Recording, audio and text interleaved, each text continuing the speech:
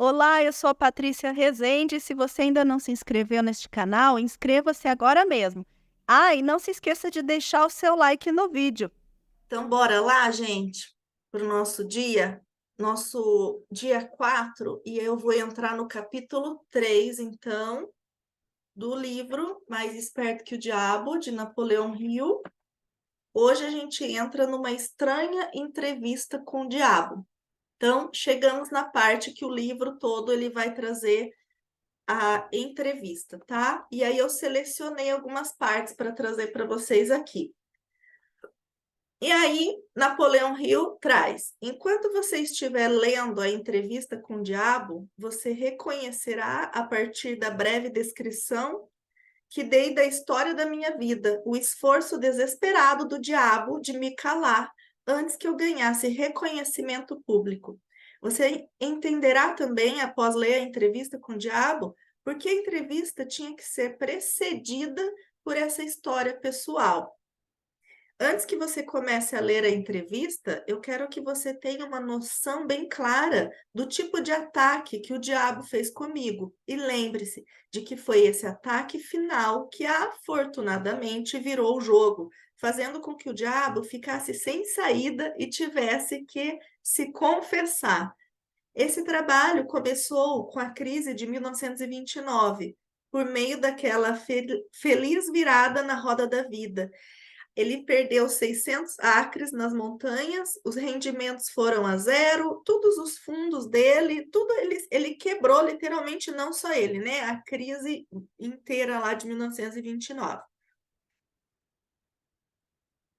Enquanto esperava a tempestade passar e todo o medo que estava espalhado ceder, me mudei para Washington, a cidade onde eu comecei o trabalho, após o meu primeiro encontro com Andrew Carnegie, quase um quarto de século antes. Parecia que não havia nada que eu pudesse fazer, exceto sentar e esperar. Tudo que eu tinha era tempo. Após 3 anos de espera sem resultados tangíveis, minha alma incansável começou a me empurrar de volta para o serviço. Havia muito poucas oportunidades para eu ensinar uma filosofia de sucesso quando o mundo à minha volta estava no meio do mais abjeto fracasso e as mentes dos homens estavam preenchidas com o medo da pobreza. Esse pensamento veio até mim em uma noite enquanto eu estava dirigindo meu automóvel em frente ao Memorial de Lincoln. Com isso veio outro pensamento: o mundo havia experimentado uma crise sem precedentes sobre a qual nenhum ser humano tinha o menor controle. Com essa crise veio até mim a oportunidade de testar a filosofia de autodeterminação, a organização a qual eu havia devotado boa parte da minha vida adulta. Uma vez mais, eu tinha a oportunidade de aprender se a minha filosofia era prática ou era mera teoria. A teoria, então, a filosofia dele da realização pessoal, certo? E aí ele ficou, como ele ia colocar isso para o mundo em meio a um caos generalizado, em meio a toda aquela crise econômica que o mundo atravessava. Mas eu notei também que aí estava a oportunidade de testar uma frase de minha autoria, a qual eu havia pronunciado centenas de vezes. Toda adversidade traz consigo a semente de uma vantagem equivalente. Toda adversidade traz consigo uma semente de um benefício equivalente. Qual, se há alguma, eu me perguntei, qual seria a vantagem de uma crise mundial para mim? Aí, quando ele começou a procurar por uma direção, ele poderia testar a filosofia dele e ele fez uma descoberta mais chocante da vida dele. Descobri que, por meio de alguma estranha força que eu não entendia, eu havia perdido a minha coragem. A minha iniciativa tinha sido desmoralizada, meu entusiasmo enfraquecido. Pior do que tudo isso, eu estava envergonhado de me dar conta de que era o autor de uma filosofia que lá no fundo do meu coração eu sabia que eu não poderia fazer a minha própria filosofia para tirar ele do fundo do poço. Enquanto eu lutava em um estado mental de total confusão e atordoamento, o diabo devia estar dançando de felicidade. Afinal, ele tinha o autor da primeira filosofia de realização e sucesso pessoal paralisado pela indecisão. Então, o autor da primeira filosofia de realização e sucesso pessoal, né, por ironia do destino, né, bem entre aspas, ele estava totalmente paralisado pela indecisão. E enquanto ele estava paralisado pela indecisão, o diabo provavelmente devia estar dançando de felicidade, né? Quem já me ouviu contar a história do Em Cima do Muro? Em cima do muro é o nosso, quando a gente está na indecisão, a gente fica em cima do muro, e aí é o nosso inferno. O diabo, do outro lado do muro, não fala nada. E de um lado do muro, quem fala é a tua consciência, te chamando para ir para um mundo de mais expansão, de mais alegria, que é onde você vai crescer, onde você vai poder contribuir com mais e mais pessoas, enfim. Mas você não fica lá incomodado, porque do outro lado, silêncio, silêncio, silêncio. Aí quando você pergunta, né? E você? Você não vai me chamar para ir para o teu lado? Só a minha consciência que fica aqui dizendo que aqui sim eu vou ser feliz? Aí quem é você? Eu sou o diabo, a voz responde. Eu sou o diabo, mas não se preocupe, porque enquanto você continuar em cima do muro, na indecisão, aí o céu é um inferno. Então, o diabo tá ótimo, né? A esfera do medo, da indecisão, é festa, tá certo? E é isso que a gente vai entrar na entrevista agora. Ele só está recapitulando por que que ele precisou, Napoleão Hill, contar toda a história pessoal dele, de ele ir na total miséria, né? Mas os inimigos do diabo também deviam estar trabalhando. Quem são os inimigos do diabo? Enquanto eu estava sentado em frente ao Memorial Lincoln, revisando em retrospecto as circunstâncias que por muitas vezes elevaram-me a grandes realizações, somente para logo depois me deixarem cair, um pensamento feliz chegou até mim, na forma de um plano de ação definido, o qual eu acreditava que poderia me desfazer de uma vez por todas desse sentimento hipnótico de indiferença ao qual estava preso. Na entrevista com o diabo, a exata natureza da força pela qual eu havia sido privado da minha iniciativa e da minha coragem foi revelada. É exatamente a mesma força a que milhões de outros foram sujeitos durante a grande crise. É a arma principal que o diabo utiliza para enredar e controlar os seres humanos. A essência desse novo pensamento que veio para mim era esta: apesar do fato de eu ter aprendido com Andrew Carnegie e mais de 500 outros que tiveram sucessos profissionais e pessoais, e realizações notáveis, que vem por meio da aplicação do Mastermind. Mastermind. O que é um Mastermind? É quando duas ou mais mentes brilhantes se juntam. É a coordenação harmoniosa de duas ou mais mentes trabalhando com o mesmo objetivo, um mastermind. Então, eu havia falhado em fazer tal aliança. Ele se deparou que ele havia falhado em fazer aliança com mais pessoas com o mesmo objetivo, com o mesmo propósito definido. Apesar do fato de eu ter entendido o poder do Mastermind, eu havia sido relapso em apropriar-me a usar essa força. Eu estava trabalhando como um lobo solitário, em vez de associar-me com outras mentes superiores. Legal, isso aqui é legal a gente chamar a atenção já para a questão do mastermind, quando duas ou mais mentes se unem com o mesmo objetivo, né? Isso aqui forma a nossa ambiência, certo? Mastermind forma a nossa ambiência, não é ambiente, é ambiência. As pessoas que você se une, que você se conecta. Quem são as pessoas que vocês têm escolhido para se conectar, para expandir a mente de vocês, para trazer novas consciências, novas possibilidades, novas oportunidades. né? Nós somos o espelho, o reflexo, a média das 5 pessoas que a gente mais convive, né? Então, essas pessoas hoje em dia, a internet, ela veio nos trazer uma oportunidade da gente se conectar com mais pessoas e conviver, né? Nem que seja online, com mais pessoas também. Hoje não é só assim, nós somos a média das 5 pessoas que a gente mais convive, somente no nosso ambiente, né? Nossa casa, nossa família. Hoje a internet ela nos permite explorar essa ambiência. Então, em quais grupos vocês pertencem, né? Quais grupos vocês escolhem pertencer de pessoas que estão com o mesmo objetivo? De crescer, de prosperar, de se realizar pessoalmente, profissionalmente, né? Então, olha que legal. Esse grupo, por exemplo, a classe, quando eu criei esse grupo, a classe, me veio esse insight, foi para quê? Para a gente justamente formar essa ambiência.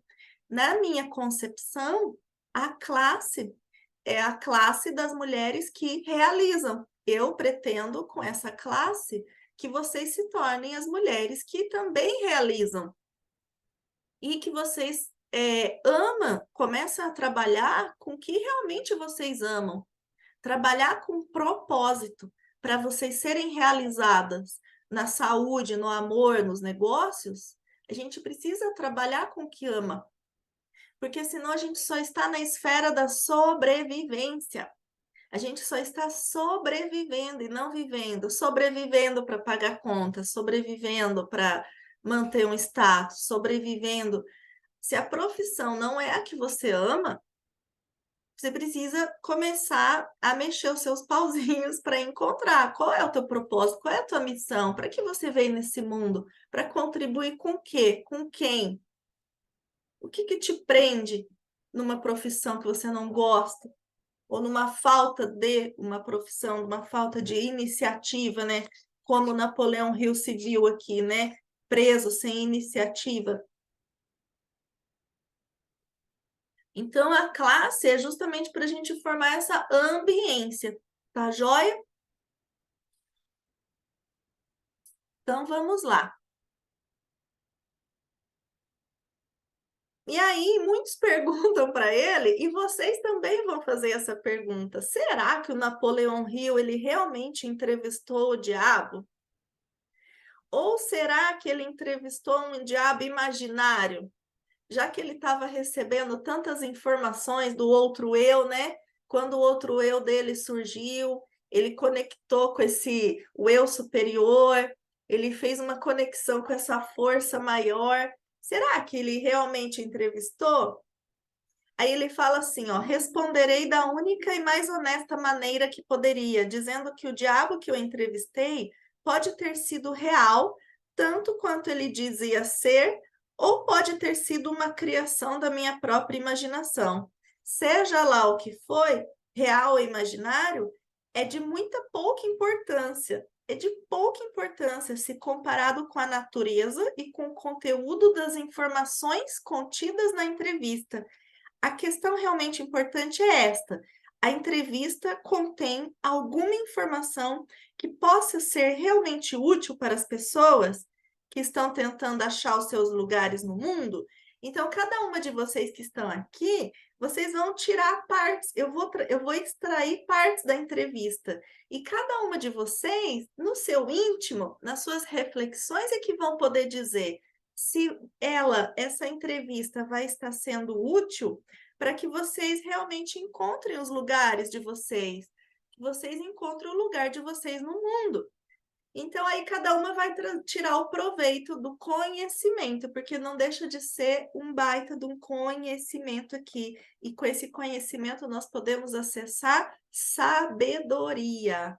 Sabedoria que não é a mesma coisa que conhecimento, tá bom? Então, se essa entrevista tem um tipo de informação, não importa se é fato ou ficção, ela deve ser séria e cuidadosamente analisada por meio de uma leitura atenciosa. Acredito que a entrevista contém informações de benefícios práticos para todos aqueles que ainda não acharam a vida amigável. E a razão pela qual eu acredito nisso é que eu fiz com que o tema central deste livro me trouxesse toda a felicidade de que preciso, na forma que mais se encaixou na minha natureza. E aí ele vai trazer os princípios, então, que o diabo utiliza. E aí a gente tem a questão, né, de realmente permanecer preso a essa mentalidade do medo, da alienação. Nós vamos ver aqui a alienação, nos tornamos alienados porque nós não pensamos com a nossa razão. Nós não pensamos de verdade. A gente acha que pensa, né? Porque, ai, Patrícia, eu penso tanto. Não, talvez o que você faça é estar alienada. Quando você pensa sem um foco, não pensa por si própria, está cheia de medo, de dúvida, você não está pensando. Segundo o que nós vamos aprender aqui, você está alienada. Alienada. E é a armadilha principal que o diabo utiliza. E aqui começa, então, a entrevista com o diabo. Tá bom? E aí eu vou direto, eu não vou ficar, o que o Napoleão Hill pergunta, o que ele responde, senão a gente demora muito. Eu vou direto no ponto que o diabo fala, tá bom? E ele fala assim, ó, que ele controla 98% das pessoas do mundo.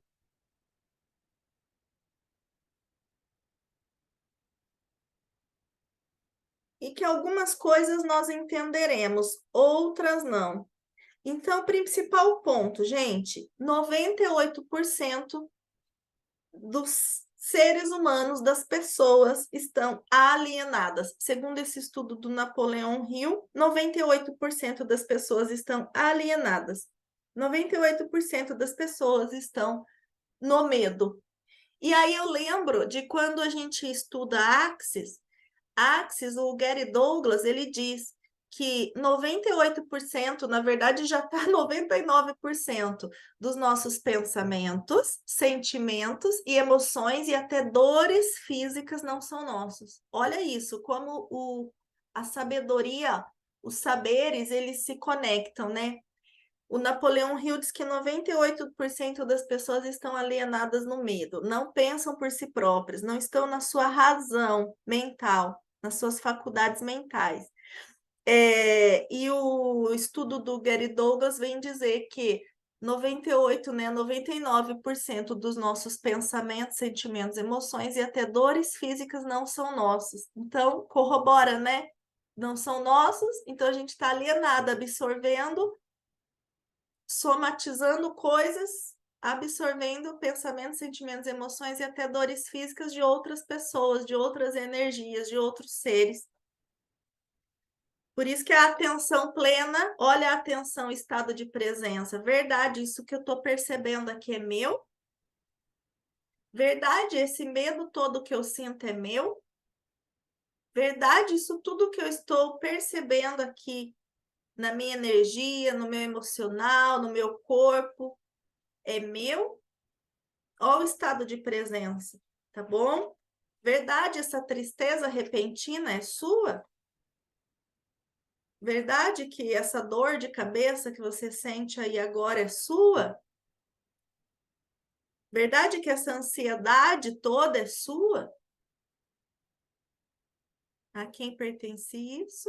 A quem pertence isso? Devolva ao remetente com partículas de consciência anexada, para que todas as pessoas se tornem conscientes e saia e venha fazer parte dos 2% consciente da humanidade.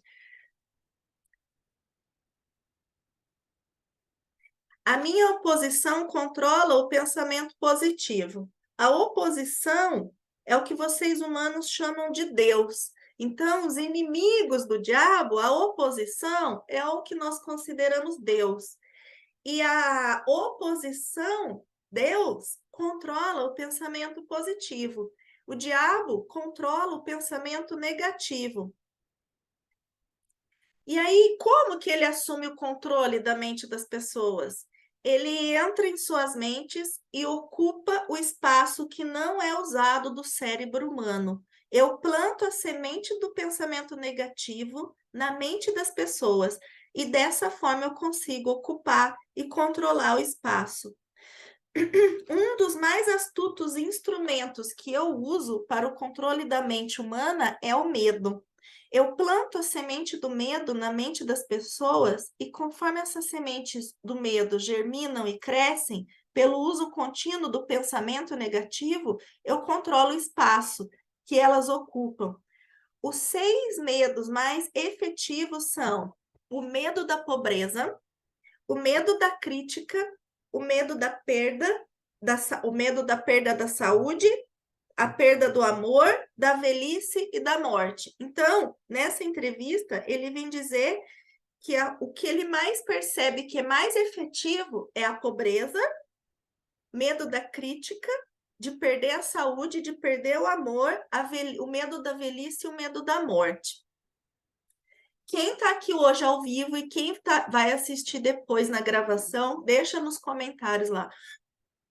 O que é que vocês percebem que está mais forte de medo dentro de vocês?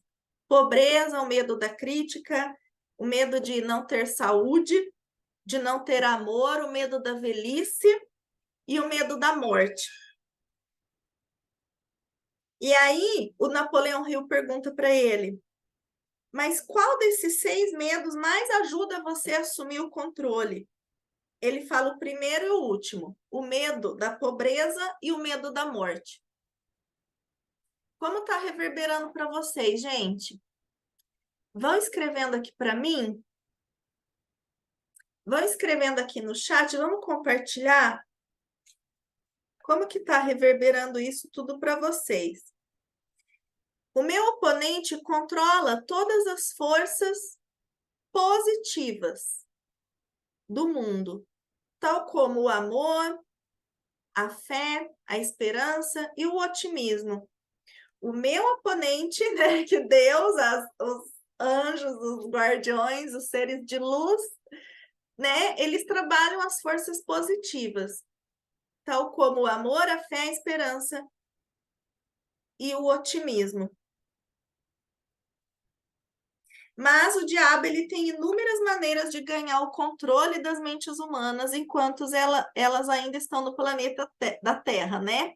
A minha maior arma é a pobreza. O que ele faz com a pobreza? Ele desencoraja as pessoas a acumular riqueza material, porque a pobreza em si mesma tira a habilidade do homem de pensar e o faz uma presa fácil para mim.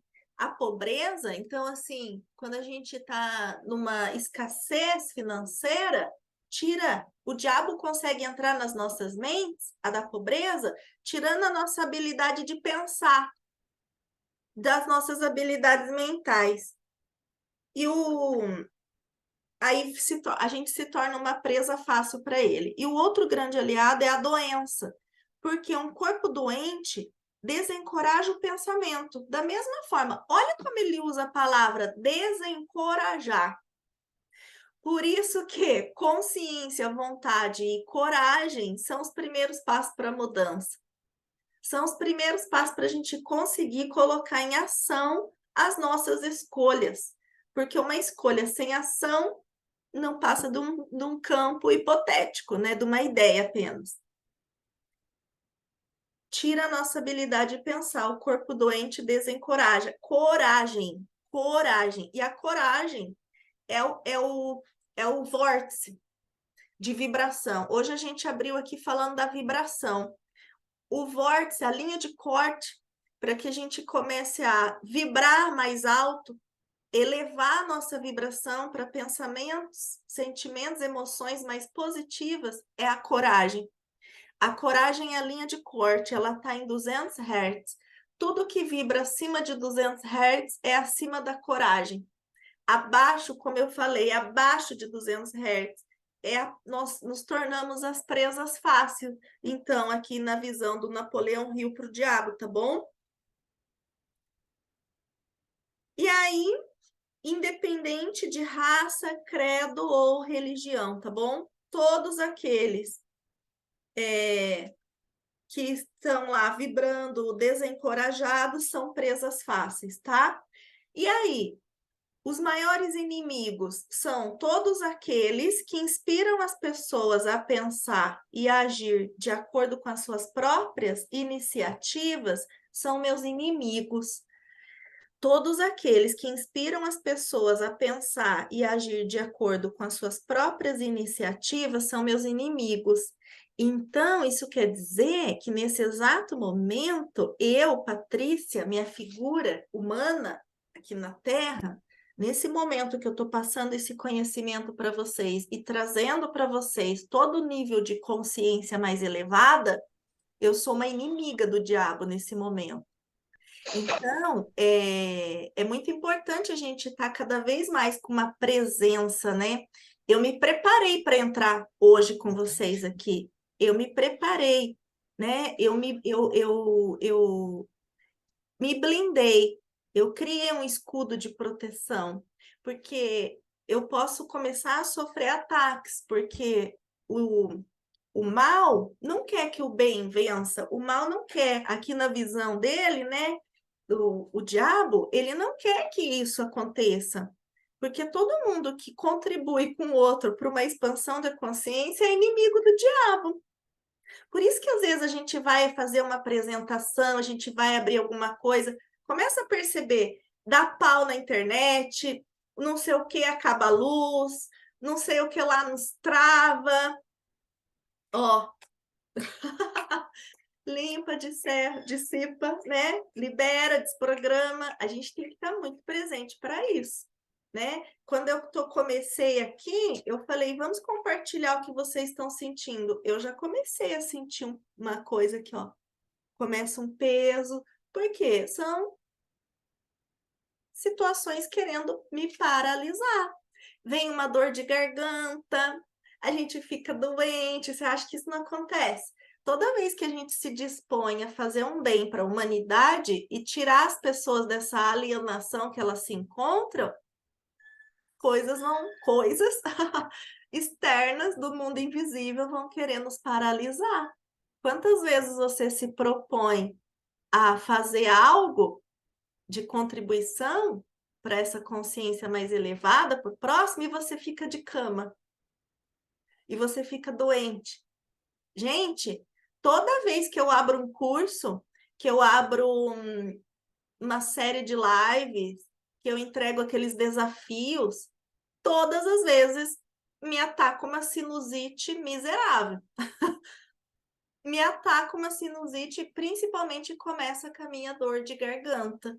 E aí, qual é o pensamento que vem? Eu fiquei muito atenta a isso. Eu percebo isso. Qual é o pensamento que antecede a minha dor de garganta e a minha sinusite? Aham, olha lá, ó, é a Rita que está aí, não é, Rita, com o usuário do Zoom? Qual o pensamento? Um pensamento negativo. Estou aqui abrindo para vocês meu coração. Várias vezes que eu me proponho a fazer algo, o pensamento que vem antes para mim, ai que saco, ai que preguiça, ai será mesmo que eu vou? Acredita que até em mim passa isso, gente? Nossa, teve uma vez que foi o Acertando a Comunicação. Eu entreguei um curso ao vivo que era o Acertando a Comunicação. Na segunda-feira, às 7 horas da manhã, eu abriria a live. No domingo, eu estava quase desistindo. No domingo à noite, eu estava falando pro meu marido. Eu falei, ai, meu Deus, que arrependimento. Ai, deixa eu até bater na minha boca agora. 1, 2, 3. Que arrependimento. Ai, que preguiça. Ai, uma semana inteira. Ai, não sei o quê. Mas o que é isso, gente? Verdade, isso é meu? Aí, na hora, eu fiquei, de verdade, isso é meu? Não, não pode ser meu. Não pode ser meu. Ai, que preguiça. Ai, será que é isso mesmo? Ai, vou desistir. Ai, não vou fazer isso não. Ai, mas será que vai ter gente lá para assistir? Será que dúvida? Dúvida. Quando começa a surgir a dúvida, é a semente do diabo plantando a sementinha da dúvida e do medo na tua mente. E aí, gerou dúvida? Vem o estado físico mostrar. Aí a gente não pode parar. Não pode parar. Aí eu mexo aquilo, eu tiro de mim esses pensamentos, eu esvazio a minha mente disso, que eu falo, não é meu isso, porque eu tenho uma missão para cumprir. Eu tenho um propósito definido nesse plano, terrestre, pelo menos. Eu tenho esse plano. E eu recebo informação, e eu estou sendo orientada e guiada. Não pode ter dúvida. A gente perde muitas oportunidades. A gente perde imensas possibilidades de fazer o bem para o próximo, e com isso a lei da recompensa da gente também prosperar e se sentir mais realizada, né? Mas assim, fiquem atentas a esses ataques, tá bom? Fiquem atentas. Ó, elas estão, a Rita tá colocando ali, ó, exatamente o pensamento. Será mesmo que vou? Ai, que preguiça, dúvida, medo, e perde oportunidades. Tira a nossa habilidade, o corpo fica doente, tá bom? Aí, o que é mais ardiloso? O que é mais ardiloso? Inversão de valor. O que acontece? Quando a gente fica doente, em vez da nossa mente estar blindada e pensar, não, são situações querendo me paralisar, para eu não levar esse bem para a humanidade, muitas vezes eu escuto de pessoas dizer assim, tá vendo? Era um sinal, meu corpo ficou doente para me mostrar que é um sinal que realmente não era para eu fazer isso. Olha o perigo disso. Estão percebendo? Estão percebendo? Começa, inclusive, a inverter o valor, começa a plantar e aí germinar mais ainda essa semente do medo para dizer para você assim, ó, ai, tá vendo? É realmente, né? Aí se eu fiquei doente, é um sinal de que não era mesmo para eu fazer tal coisa. Não, gente, você ficou doente porque estava querendo te paralisar. Começa a fazer, você vai parar de ficar doente, simplesmente a dor de garganta vai embora. Esses dias, a semana, dor de garganta sumiu. Quando eu começo a ficar consciente, vai embora. Vai embora.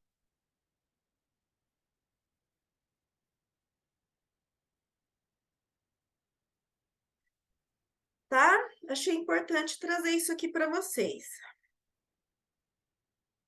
Vamos dar uma acelerada na entrevista?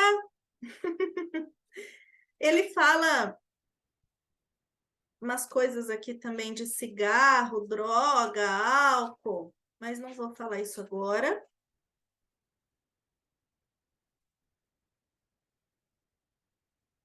Então, esse 98%, só para a gente fechar, o que é esse 98%? Ele diz assim, o diabo, eu não poderia controlar 98% das pessoas do mundo se todas fossem hábeis para pensar por si mesmas, tá bom? Ele não controlaria 98 se todas as pessoas fossem hábeis para pensar por si mesmas, com consciência, tá? Então, a inconsciência ou a anticonsciência, que é pior ainda, a anticonsciência é quando você viu a verdade, você tomou uma consciência e você continua igual, sem fazer nada para mudar. É uma anticonsciência, é uma armadilha, é um prato cheio para o diabo vir e presa fácil, tá bom? Quando eu começo a ficar consciente, vai embora. Consciência é luz, consciência é cura para o planeta. Por milhões de anos eu dominei as criaturas humanas por meio do medo e da ignorância. Por milhões de anos eu dominei. A arma mais poderosa que eu tenho sobre os seres humanos consiste em dois princípios secretos de controle mental. Primeiramente, falarei sobre o princípio do hábito. Gente, presta atenção nisso. Dois princípios secretos de controle mental. O primeiro é o hábito de alienar. Então, o primeiro princípio é o princípio do hábito, por meio do qual eu silenciosamente entro recônditos da mente das pessoas. Operando por esse princípio, eu estabeleço o hábito de alienar. Quando uma pessoa começa a alienar-se em qualquer assunto, ela se dirige diretamente para as portas do que vocês, seres humanos, chamam de inferno. A alienação. A melhor definição que eu posso dar para a palavra alienação é afirmando que todas as pessoas que pensam por si mesmas nunca se alienam, enquanto aquelas que não pensam ou pensam o mínimo possível são as alienadas. Um alienado é aquele que deixa de ser influenciado e controlado por. É aquele que se deixa ser influenciado e controlado por circunstâncias externas da sua mente.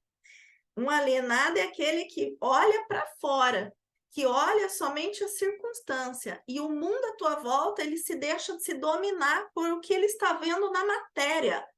O que vocês estão vendo na matéria, no externo, não é a realidade que vocês desejariam e vocês se deixam ser controladas por isso. Vocês se tornam alienadas. Ele prefere deixar que eu ocupe, essas pessoas preferem deixar que eu ocupe a sua mente e o uso, o seu intelecto, do que ter o trabalho de pensar por si mesmo.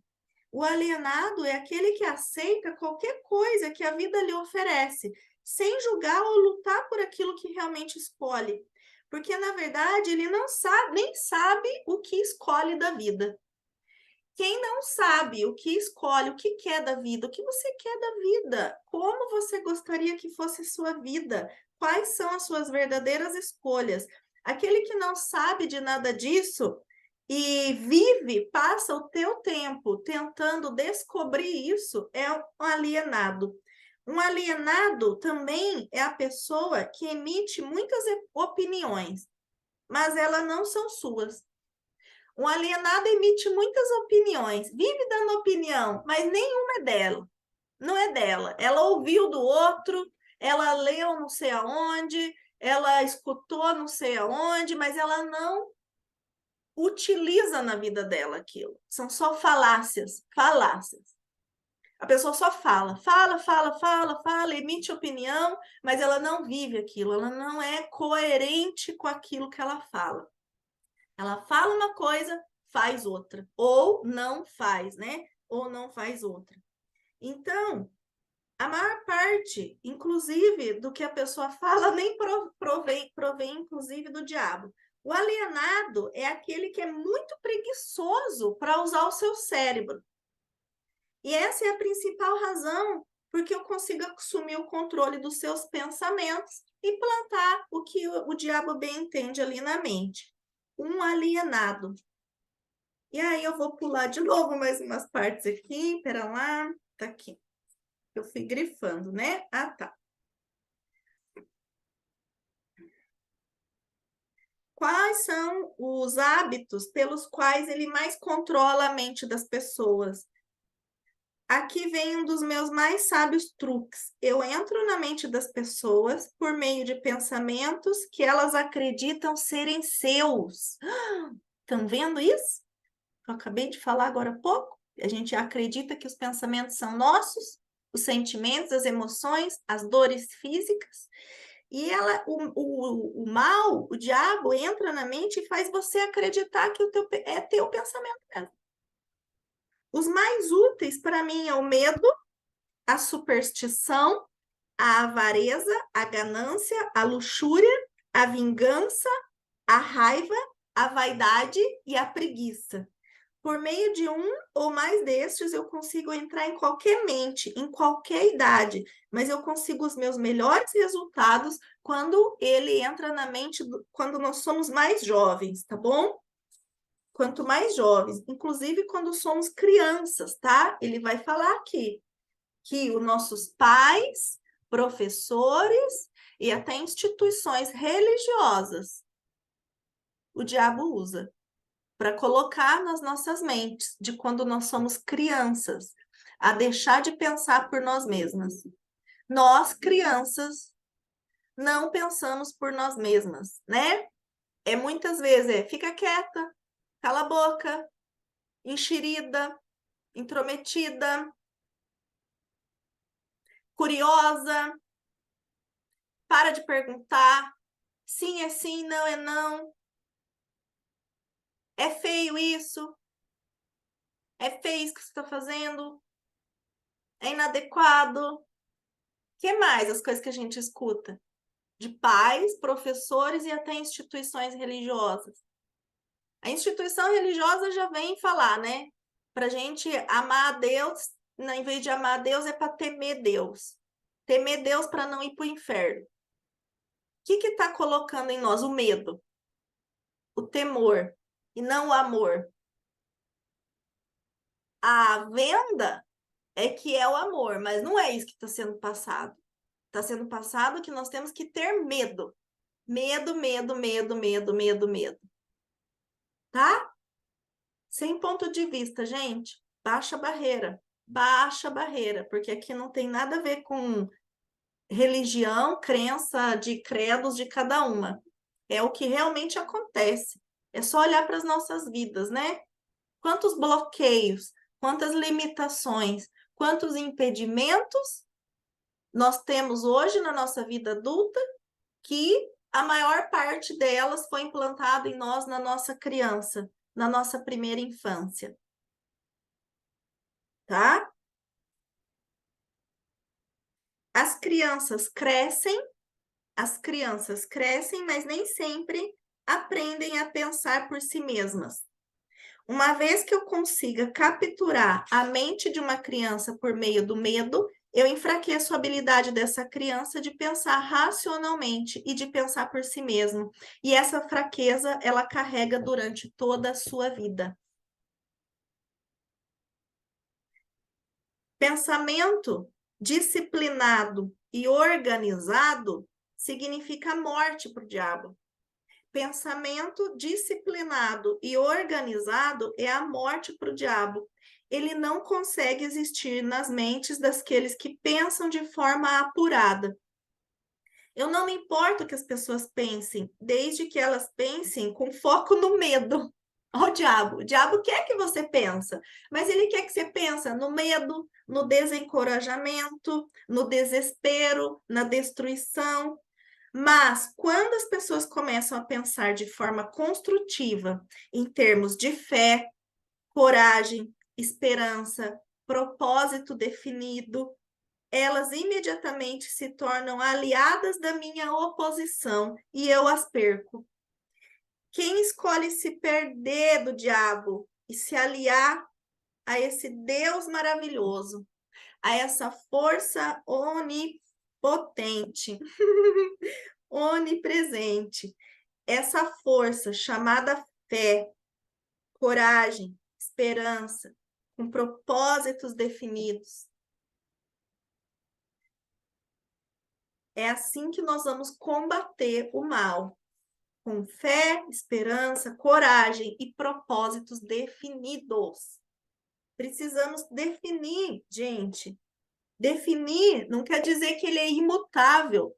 Não é porque você está definindo algo, concluindo algo, que isso é imutável. Porque tudo que você define e conclui que não é imutável te paralisa, certo? O propósito definido aqui é você ter uma direção, você ter um objetivo na tua vida, você ter um propósito do porquê e para que você faz o que você faz.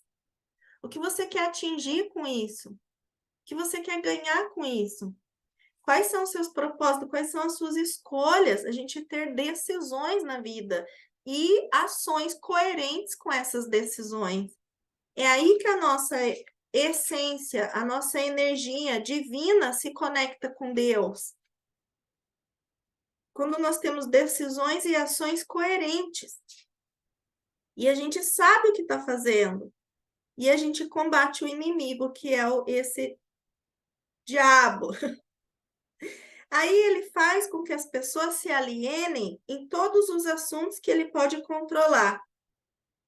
O pensamento independente e a ação, né? Porque aí controla a ação também. Pegue, por exemplo, aí ele vai vir falar aqui como que é esse negócio de ação. O pensamento e a ação, certo? Pegue, por exemplo, o tema saúde. Faça com que a maioria das pessoas coma muita comida e coma o tipo errado de comida. Isso leva à indigestão, obesidade e destrói o poder do pensamento apurado. Se as escolas e as igrejas ensinassem às crianças maneiras mais sadias de alimentar-se, elas causariam um dano irreparável à causa do diabo, né? Se as escolas e as igrejas ensinassem às crianças as maneiras mais sadias de se alimentarem. Aí ele vai trazer aqui a saúde, o casamento, a profissão, poupança, ambiente e os pensamentos mais dominantes, tá? Casamento. O que ele faz no casamento? Ele faz com que homens e mulheres alienem-se em seus casamentos sem planos ou objetivos delineados para converter o relacionamento em harmonia. Então, eu falo aqui no casamento, daí é a minha parte, né, que casamento, relacionamento a dois, precisa ter uma visão de futuro. Nós precisamos, em casal, ter uma visão de futuro, uma visão em conjunto. Pode ser que cada um tenha um objetivo, mas no final, esses objetivos vão levar ambos para um futuro melhor. Então, eu, com esse meu companheiro, com essa minha companheira, nós dois juntos somos maiores e melhores juntos ou separados? Se na sua relação vocês dois juntos são maiores e melhores, então você está num relacionamento que funciona. Se no teu relacionamento vocês juntos, vocês vivem em crise e vocês vivem se brigando e discutindo e problema e trazendo assunto financeiro e briga e desentendimento, dinheiro, educação das crianças, aquela tem falha. Tem falha aí na tua relação, ela tá disfuncional e muito provavelmente o diabo tá dançando e brincando aí nessa relação, certo? Então ele fala que aqui nos relacionamentos está um dos meus mais efetivos métodos de converter as pessoas ao hábito de alienar-se. Eu faço com que as pessoas casadas ou que vivem nos relacionamentos discutam e briguem sobre assuntos financeiros. Eu as faço brigar e a desentender a forma até de educar a criança. Eu faço com que entrem em controvérsias desagradáveis sobre seus próprios assuntos íntimos e também desacordos sobre amigos, atividades sociais. Eu as mantenho tão ocupadas procurando falhas umas nas outras que elas nunca têm tempo para fazer qualquer coisa que possa quebrar esse hábito da alienação. Então, os relacionamentos é um antro, né, de perdição, prato cheio. Eu vou falar sempre isso, o prato cheio para o diabo, porque ali ele destrói todo tipo de pensamento construtivo, porque aí fica naquele ataque, um querendo atacar o outro, só vendo a falha do outro, e aí é por isso que a instituição família está tão prejudicada, né? Está tão cada vez mais em deficiência. O diabo ele vai atacar o quê? As famílias, né? É o principal alvo dele. Ele fala aqui na entrevista e eu também acredito nisso, porque é a base, né, da sociedade e é ali que ele ataca. Desestruturando ali, desestrutura todo o resto de uma sociedade, né? A base é a família. Forte isso, né? É forte. Aí ele vem na profissão. Como que o diabo vem nos manipular na profissão? Ele ensina a nos tornarmos alienadas. Ó, tem gente que abandona a escola e pega o primeiro emprego que acha, sem nenhum plano ou objetivo, sem nenhuma meta, sem nenhum propósito, exceto a sobrevivência.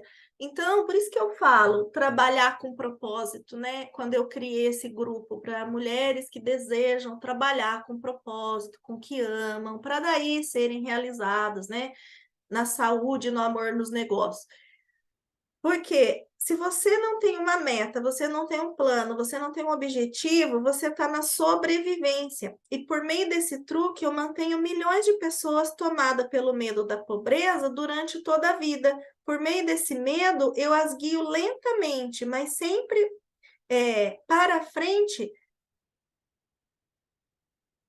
até que eles não consigam quebrar o hábito da alienação. Então, quantas vezes você está num trabalho que você não gosta, mas você fala e repete para você o tempo todo, mas eu preciso do dinheiro, eu preciso do dinheiro, mas se eu não tiver esse trabalho, o que que eu vou fazer da minha vida? Não, mas eu tenho meus filhos que dependem do salário aqui para eu pagar a escola, tenho isso, tenho aquilo, tenho aquilo, tenho aquilo. Talvez nem seja mais o que você queira fazer.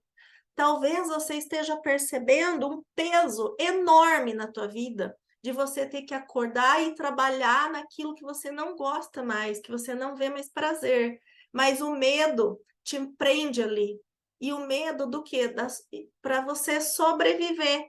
E você não vive, você não consegue ver novas oportunidades que você, de repente, pode vir a fazer, a criar muito mais dinheiro, inclusive fazendo o que ama, do que presa nesse emprego que não te satisfaz mais, que não tem mais sentido na tua vida.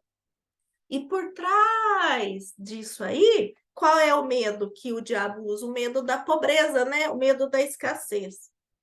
Como que tá reverberando isso para vocês, gente?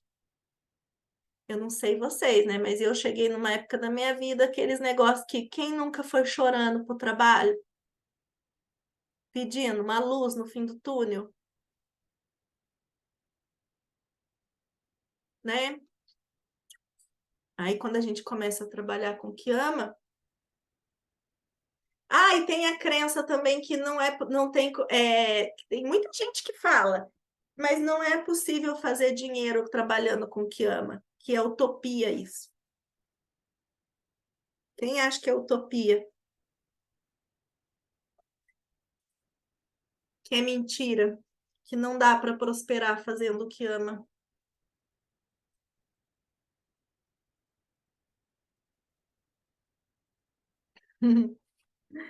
Poupança. Eu faço com que as pessoas gastem deliberadamente e economizem o mínimo ou nada nas suas vidas até que eu tenha totalmente controle sobre o medo delas. Então, a poupança, os gastos, o ambiente.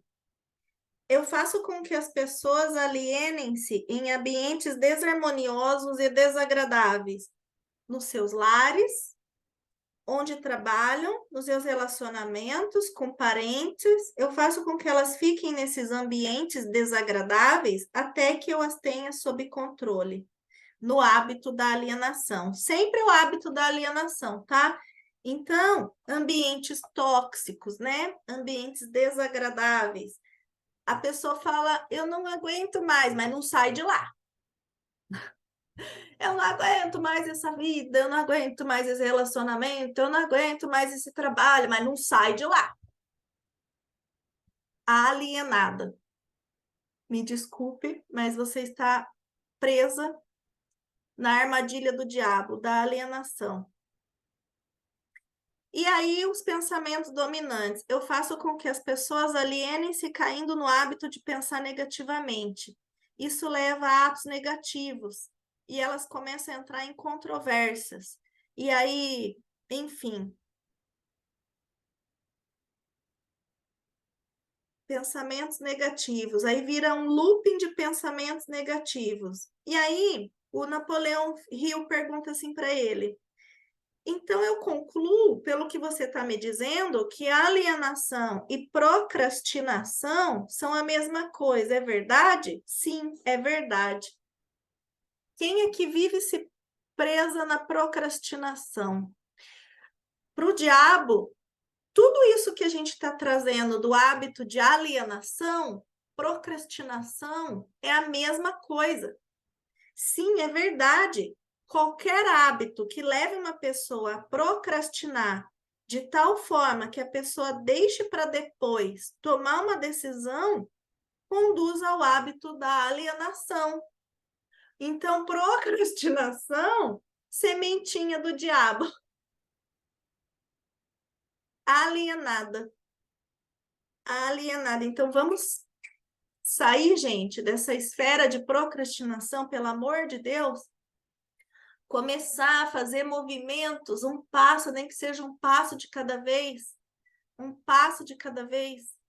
Um diferente, o que você pode fazer diferente hoje? Esses dias eu já falei, o que você pode fazer de diferente hoje? Coloca uma tarefa para você diária, uma tarefa diária que seja para você começar a sair desse looping de procrastinação. É a sementinha lá, ó, é a sementinha, é a mesma coisa que a alienação, que tudo isso que a gente está vendo até agora.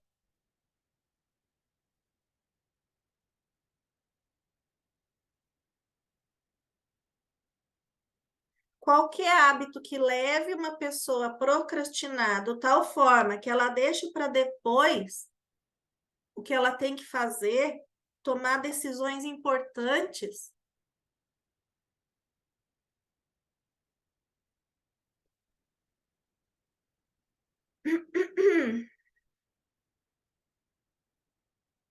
Deixa eu pular aqui, a gente está indo para o final já, tá? Eu vou deixar essa parte.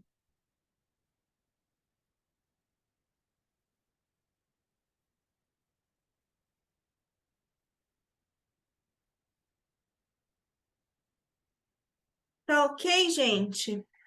Aí eu vou trazer uma parte que ele trouxe aqui para o final, o que é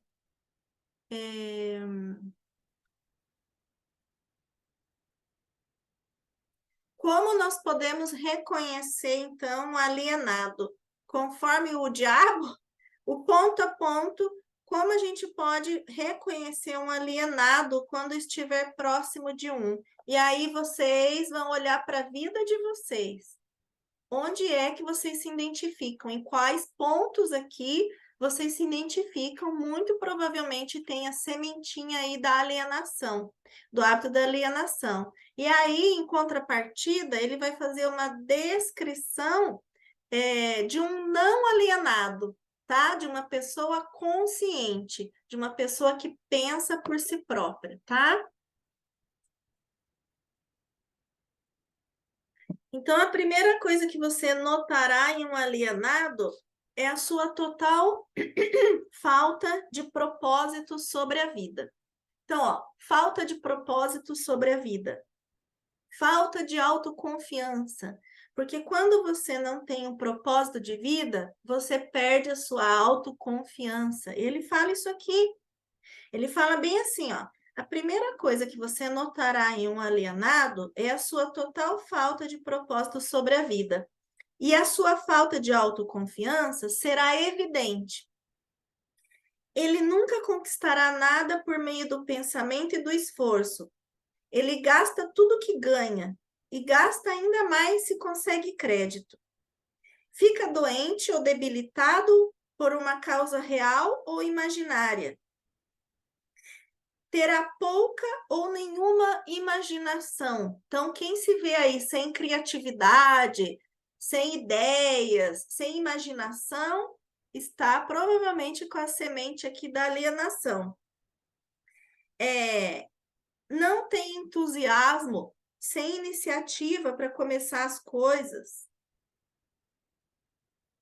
Temperamento explosivo, falta de controle sobre as suas emoções.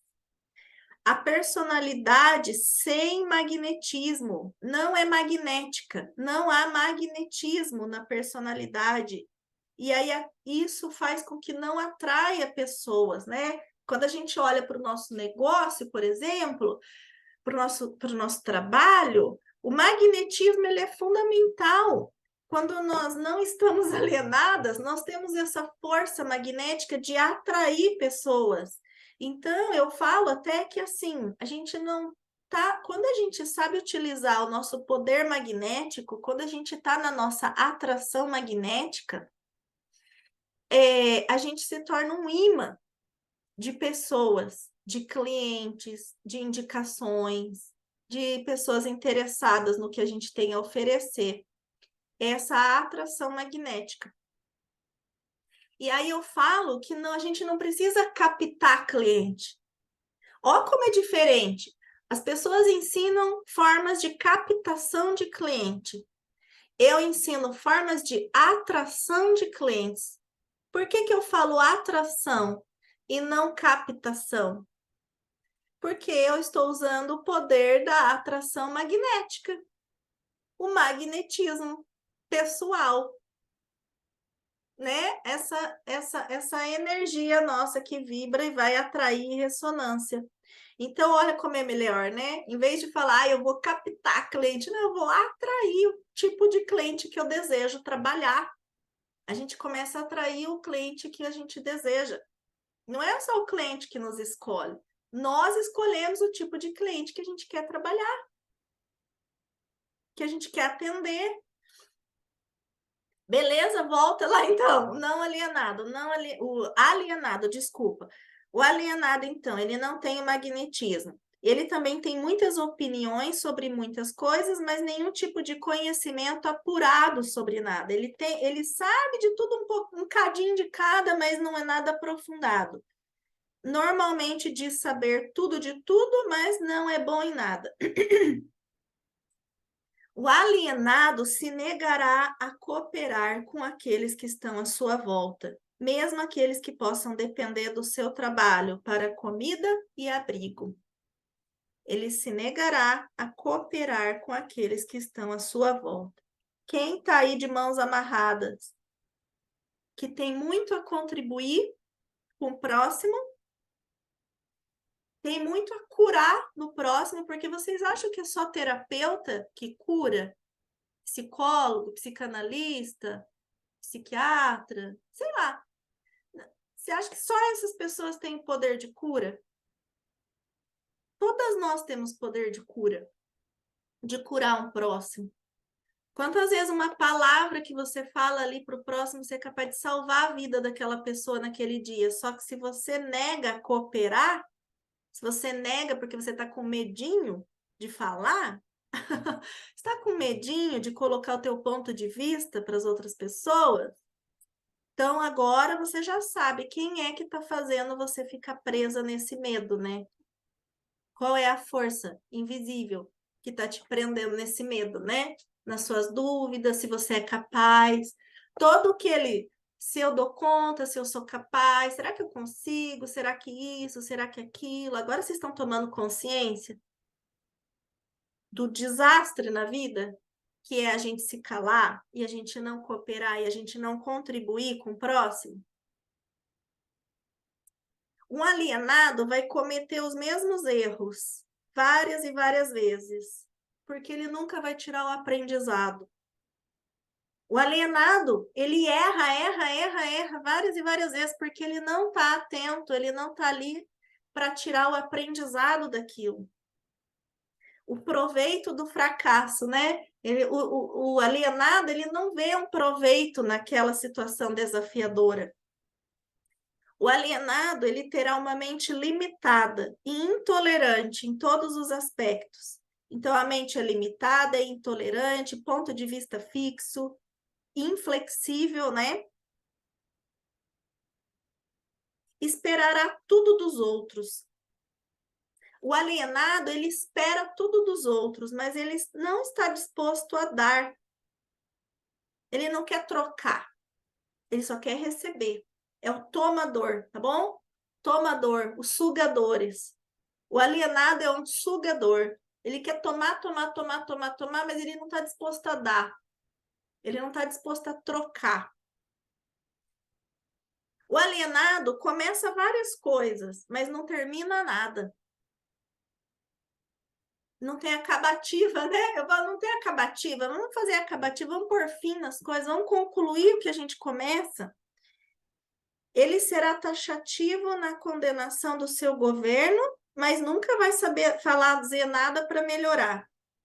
Ele nunca tomará decisões sobre nada. Aliás, um alienado, ele procura evitar decisões, ele procura evitar tomar decisões. Ele vai comer demais, ele come muito, se exercita pouco. Bebe bebida alcoólica, usa drogas, Ele criticará outros que estiverem sendo bem-sucedidos. O alienado, ele também critica, ele julga, tem inveja das pessoas que estão sendo bem-sucedidas. Em poucas palavras, o alienado trabalhará duro para não pensar. Ele contará uma mentira. O alienado, ele está vivendo numa mentira, numa prisão. E se ele trabalhar para outros, ele vai criticar essas pessoas pelas costas. Beleza, gente? E aí, qual é o oposto disso, né? Todo oposto existe. Todo oposto existe. Então, qual é a descrição do não alienado? O primeiro sinal de um não alienado é este. Ele está sempre engajado em fazer algo definido. O não alienado, a pessoa de fé, vamos falar assim, a pessoa de fé, ela está sempre engajada em fazer algo por meio de algum plano muito bem organizado e detalhado. Então, a pessoa de fé, ela é engajada, ela define algo, ela cria planos, ela se organiza, ela tem um propósito definido. A pessoa de fé tem um objetivo maior na vida, no qual ela está sempre trabalhando. Então, ela tem um objetivo maior, ela sempre está trabalhando por esse objetivo maior, mas ela tem objetivos menores também. Ela também tem menores objetivos, mas até os menores objetivos vão levar para um tema central. Todos os objetivos de uma pessoa de fé é um plano A. Uma pessoa de fé não tem plano B. Pega essa chave. Um não alienado, quem tem um propósito definido, não tem plano B. Porque o plano B é uma forma de te manter na incerteza, na falta de confiança, na falta de fé. Porque você fica na tua mentalidade assim. Vamos pegar o exemplo de terapia, que muitas aqui envolvidas com terapia, né? Então, eu desejo me tornar uma terapeuta. Mas enquanto isso não acontece, eu vou manter esse emprego aqui. Eu vou manter esse emprego, eu vou ter esse plano B. Qual que é a verdade por trás disso? A verdade por trás disso é que você não está colocando foco, atenção, direcionamento no que você deseja, você não está definido quanto a isso. E você tem medo de falhar quanto a isso. Você tem medo de falhar no seu desejo de se tornar uma terapeuta e você usa esse escape, que é o teu plano B. Porque se falhar, você tem ali uma ponte. Queima a ponte. Toda vez que a gente toma uma decisão, a gente tem que queimar a ponte. A gente não pode ter um plano B. Isso não quer dizer que dentro do teu plano A, você não vai ter estratégias. Dentro do plano A, objetivos menores. Dentro do teu plano A, várias frentes que você atua para fazer o teu plano A dar certo. O que ferra com o teu plano A é o teu plano B, C, D, E, F. E eu falo para vocês isso de um espaço de alguém que manteve o plano B, C, D, E por muito tempo na vida. Enquanto eu mantinha a espécie de um plano B, eu não me assumi como terapeuta. Eu não me assumi como mentora. Só quando o dia que realmente eu tomei essa consciência de que onde a gente coloca, eu compreendi isso, gente, onde a gente coloca o nosso foco, a nossa atenção cresce, é ali que vai expandir. Se o teu foco está em diversas polaridades, o que vai crescer? Não cresce. Então, a pessoa de fé, ela tem um propósito definido, ela tem um objetivo e todos os objetivos menores levam para o seu esquema estratégico central, leva para o seu plano A. O que mais que uma pessoa de fé tem? O tom da voz, o tom da sua voz, a rapidez do seu passo, o brilho dos seus olhos, a rapidez das suas decisões, tem decisões claras, tem clareza do que quer. É uma pessoa que sabe exatamente o que quer e ela está determinada a conseguir o que ela quer, não importa quanto tempo possa levar, ou o preço que ela tenha que pagar. Porque se você está com medo de perder algo, você não vai ter. Se você tem medo de perder algo, você nunca vai chegar a ter. Então, às vezes, você não prospera, você não se realiza, porque você está com medo de perder pessoas, lugares, situações, que você criou uma significância e criou um valor muito maior. Só presta atenção nisso. Será que você não está com medo de perder? Porque você mal identificou e mal aplicou que se você tiver o sucesso, você vai perder, de repente, a família, os pais, você vai ser julgada, você vai ser criticada, você vai ser vista como uma pessoa diferente, você não vai mais fazer parte daquela família, daquele lugar, daquele ambiente. Será que passa alguns medos inconscientes? Porque isso tudo pode ser inconsciente, tá? Mas uma pessoa de fé, ela não tem isso dentro dela. Ela sabe o que ela quer, ela está determinada a conseguir, não importa quanto tempo possa levar. Se você fizer questionamentos a essa pessoa de fé, ela lhe dará respostas diretas. E ela não vai cair em contradições, seja qual for o assunto. Ela também faz muitos favores a outras pessoas. Ela está lá sempre de frente para o campo de batalha. Não importa se for jogando um jogo ou lutando uma guerra. Ela está pronta para o que der e vier. Se essa pessoa não souber as respostas, ela vai dizer francamente que não sabe. E ela tem uma ótima memória. E ela também não tem um álibi para suas deficiências. O que ele quer dizer com isso aqui? Uma pessoa de fé, um não alienado, nunca oferece um álibi para suas deficiências. Por quê? É autorresponsável. Autorresponsabilidade. Ela não fica procurando álibis para seus fracassos. Ela não culpa os outros por seus erros, ainda que essas pessoas mereçam.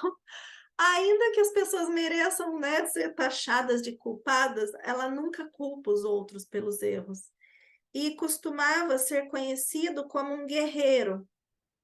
Em tempos modernos é chamado de Midas. É uma inspiração, as pessoas de fé é uma inspiração para todos aqueles que entram em contato com a sua mente. E a característica mais marcante que distingue um não alienado é esta: ele tem uma mente totalmente sua e a usa para alcançar todos os seus objetivos. A maior característica é dono da tua mente e usa para alcançar os teus objetivos. Então, é uma mente blindada. Uma mente blindada, o que se requer para que a gente crie cada vez mais, torne a nossa mente cada vez mais blindada de fatores externos. Blindar a nossa mente na abundância, numa mente próspera. A prosperidade, algumas de vocês já me ouviram falar isso, a prosperidade, ela vem antes da riqueza. Quem busca a riqueza antes da prosperidade está numa luta. A riqueza nunca vem antes. Quem vem antes? A prosperidade. E a prosperidade começa na nossa mente. Se a nossa mente for uma mente próspera, a riqueza virá como uma consequência. Riqueza de dinheiro, riqueza de saúde, riqueza de amor.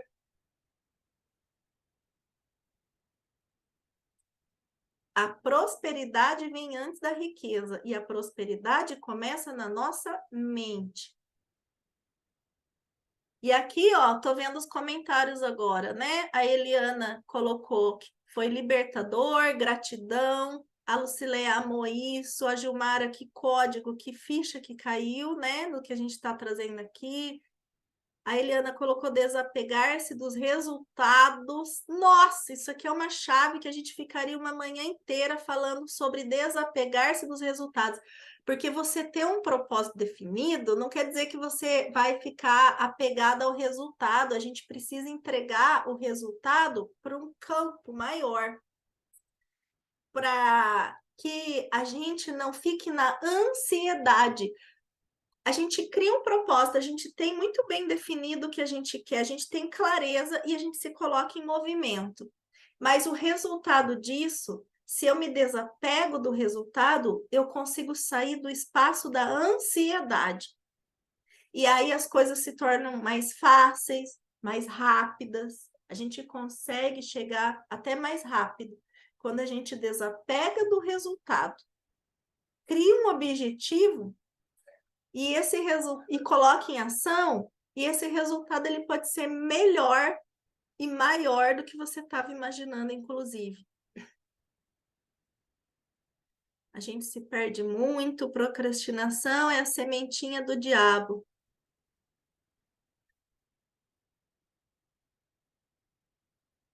Incrível, né, gente? Incrível. Tô printando aqui os comentários de vocês, muito bom.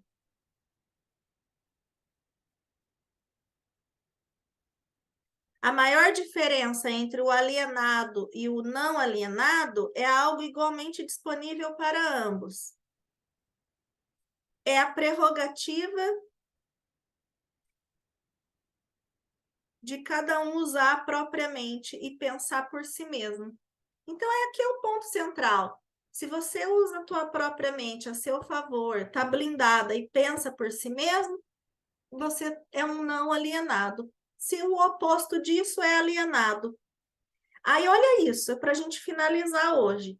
Que tipo de mensagem curta você mandaria para um típico alienado se você, por algum acaso, desejar curá-lo desse hábito diabólico? O hábito diabólico da alienação. O Napoleão Hill pediu para o próprio diabo, né? Se porventura, diabo, você quiser curar essa pessoa, que mensagem curta você mandaria para ela? Então, gente, olha a mensagem. Eu aconselharia a acordar e dar. Eu aconselharia essa pessoa a acordar e dar. Dar o quê? Dar alguma forma de serviço útil para o máximo possível de pessoas. Dar, contribuir.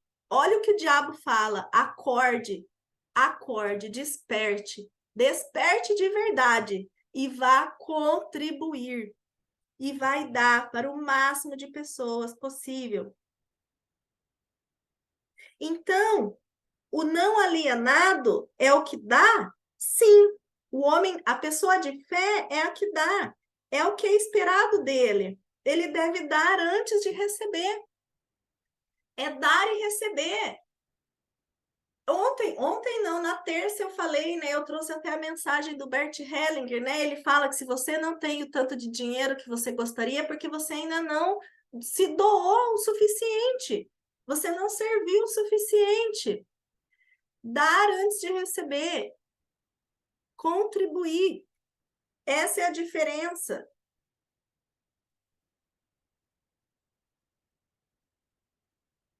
Aí ele fala assim, ó, algumas pessoas duvidam da existência do diabo. Aí ele fala assim, eu não me preocuparia com isso se eu fosse você. Aqueles que estão prontos para serem convertidos do hábito de alienar-se reconhecerão a autenticidade dessa entrevista pela qualidade dos conselhos que eu estou dando. Os outros, quem não está pronto para se converter do hábito de se alienar, eu não perderia nem tempo em tentar convertê-los.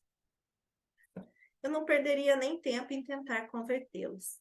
E aí a gente encerra hoje. Então, a gente vai entrar no capítulo 5 no próximo encontro, que é a confissão contínua.